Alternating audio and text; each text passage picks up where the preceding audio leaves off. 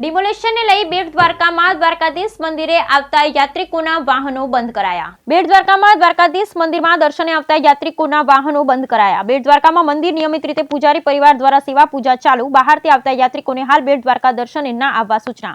બેટ દ્વારકામાં મેગા ડિમોલેશનના ભાગરૂપે ચુસ્ત પોલીસ બંદોબસ્ત ગોઠવાયો। સુદર્શન બ્રિજ પર ચુસ્ત પોલીસ બંદોબસ્ત ગોઠવાયો। બેટ દ્વારકાના બાલાપર વિસ્તારમાં તંત્ર દ્વારા મેગા ડિમોલેશન હાથ ધરાયું।